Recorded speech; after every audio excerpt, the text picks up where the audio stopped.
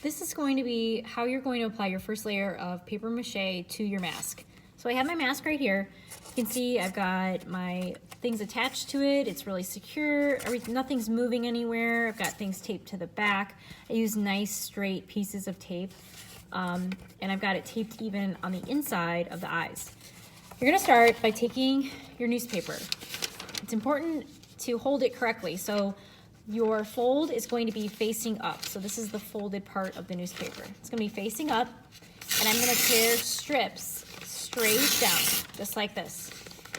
Super easy to tear when you hold it with the folded side facing up. Yes, it does make a difference. Then I gather all of my strips. You can see about how wide they are.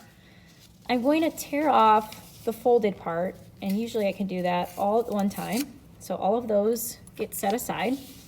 These are gonna get torn in half, so that way I have two different sizes. I usually put half of those down, and then I tear and make sure that I have smaller pieces and even smaller yet. So I've set up my workspace. So I've got all of my different sized pieces of newspaper.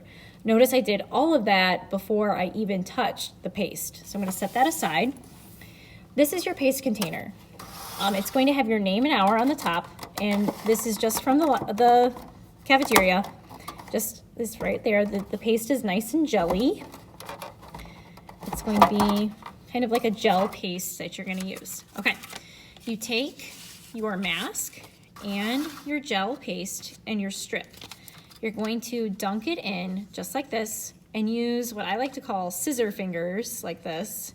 And you're going to wipe and kind of like coat your paste on there just like this. So it's not dripping wet, my fingers aren't dripping wet.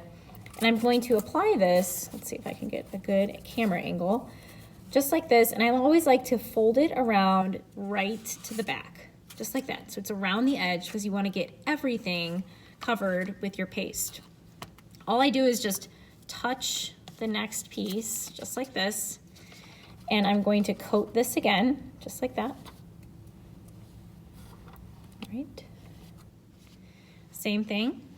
This time, I'm gonna put this so it's slightly overlapping the next piece, the piece before it.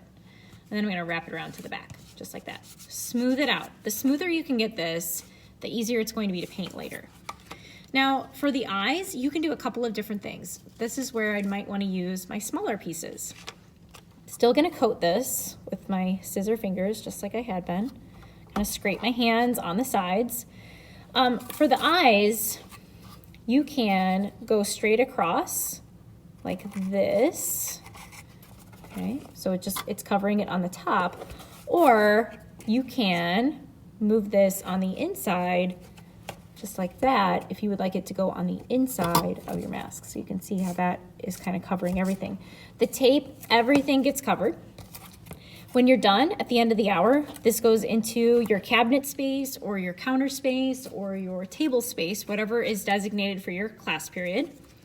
You're going to take your container, cover it up.